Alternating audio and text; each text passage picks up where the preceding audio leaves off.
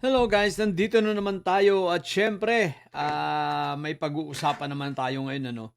Guys, eto lang magandang pag-usapan natin dito sa pangyayari sa pagkakahuli dito nga sa kay Lito de Guzman at pagkakari dito sa mga babae no na gagamitin sana para pang set up, pang frame up dito kay Secretary Ralph Recto. Okay. Guys, eto ayon sa napanood ko kasing balita, ayon sa salaysay ni Director Matibag, ang pangyayari talaga sana ah, raid sana ito sa reklamong human trafficking. Okay, human trafficking dahil nga nagbubugaw ng mga escort itong si Lito de Guzman. Sa madaling salita, nahuli. Okay, at nagbigay na nga ng statements at lumutang na nga itong nagngangalang si Jen na isa sa mga babae na gagamitin sana, no? Pero guys, yun nga, sabi ni Atty. Batibag, lumalim at lumalim. At natuklasan na eto nga may mga plano. So, itong si Jing Paras at itong si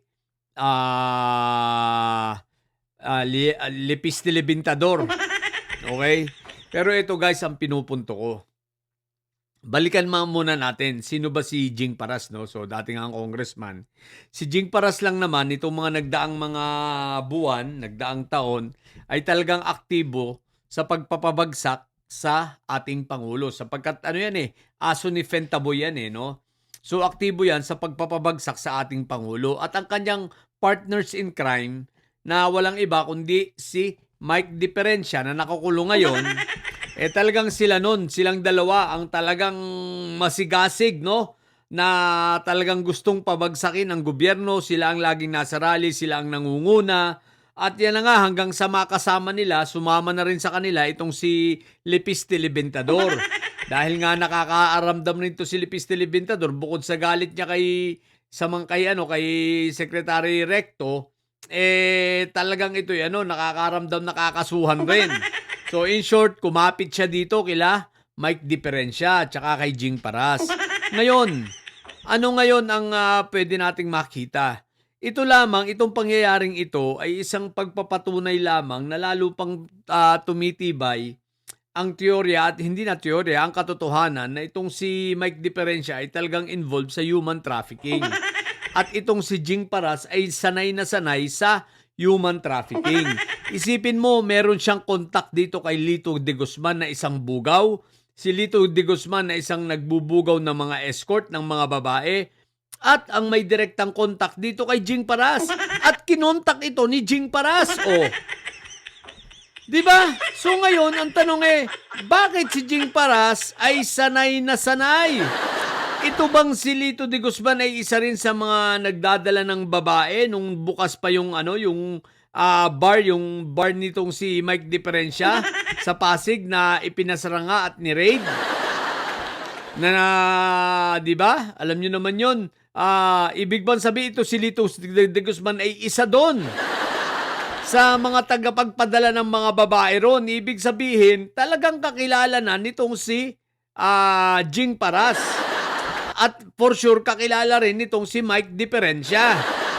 Ngayon, syempre, ang partisipasyon nitong si Lepiste, siyang may inisyatibo, siyang may utos na ang gusto niya, pabagsakin itong si Recto, si Executive Secretary Ralph Recto, at gawan ng mga istorya, mga chismis. In short, character assassination. Syempre, ang sanay na sanay dyan, walang iba kundi si Jing Paras at sila Mike Diferencia. Ang problema, nakakulong si Mike Diferencia, takbo siya kay Jing Paras. Ngayon, ang malaking katanungan dito, Jing Paras, bakit may kakilala ka? Bakit magkakilala kayo nitong si Lito de Guzman? Bakit kakilala mo yan? Yun ang tanong. Bakit may kontak ka sa kanya? Diba? Yan ang malaking tanong. Isang illegalista, isang bugaw at nag-human trafficking ng mga babae, kakilala mo? Kaya hindi kami magtataka kung si Inday Sayad ay maraming kakilalang mga hard killer, mga riding in tandem dahil pare-pareho kayo ng phone mo at ng mga amo mo. Puro illegalista. Ngayon ang tanong, Jing Paras, bakit mo kakilala itong si Lito de Guzman na isang bugaw? Alam ko na yun, tanggap namin kakilala mo si Banat Bay. Tsaka, bakit hindi ka nalang kumuha kay Banat Bay?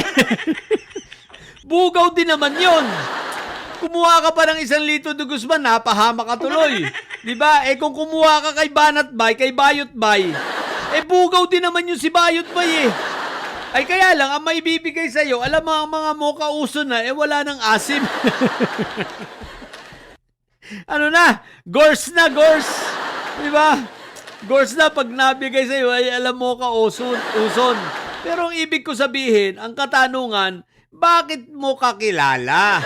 So ito ba'y nagpapatunay na talagang totoo at matagal na kayo sa larangan ng ganyan? Kasi hindi ka maglalakas ng loob na kausapin ng mga taong yan tapos maninira, gagawa ng istorya, gagawa ng mga kung ano-anong kwento para sirain ang isang nasa gobyerno, kilalang tao pa naman, di ba? Kung hindi mo talaga yan, matagal nang kakilala. Dahil bakit ka magtitiwala sa kanya? Yun ang unang-una. Di ba? Isang maselang usapin yan, tapos magtitiwala ka. Ibig sabihin lang, ito ay matagal, si Lito de Guzman ay matagal mo nang kakilala. Jing Paras. Malamang yan nga ang taga-deliver nyo ng mga babae nung bukas pa yung bar ni Mike Diferensya. At imposible na hindi ka pumupunta sa bar na yon. Dahil dun nga kayo nagmi-meeting, di ba?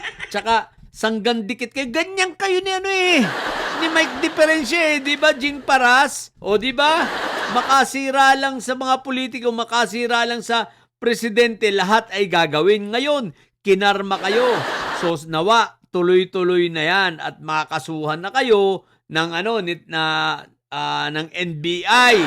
Masampahan kayo ng kaso, di ba? Kayong dalawa ni Lepiste Libintador. Anyway, isusumpe na kayo sa Miyerkules ni Director Matibag. Kaya tingnan natin. Ang balita ko, talagang punong-puno ng ebidensya. Ay, naku po, Rudy! Nagbura ka pa, ha? Pinagbubura mo pa ang message. Ang problema mo, wala na. Nakuha na. Nakuha na yung mga message mo. Na-screenshot. Lahat na. Paktay kang Jing Paras ka. Yari ka ngayon. Di ba? Lalo ka na, Lepiste Libintador. At hindi lang yan, sa ibang content ko, papag-usapan pa natin ang mga kaso-kaso nyo. Mukhang dumarami, dinadagsa na kayo. When it rains, it pours. So, yun ang malaking katanungan namin. Jing Paras, bakit kakilala mo si Lito de Guzman? Okay? So, yun lang. So, sa mga bobong didilis at may sayad dyan, ang tatay nyo ay preso, ang BP nyo ay bobo. Manatili kayo mga bobo at may sayad sapagkat ang may sayad ay laging high blood. Bye!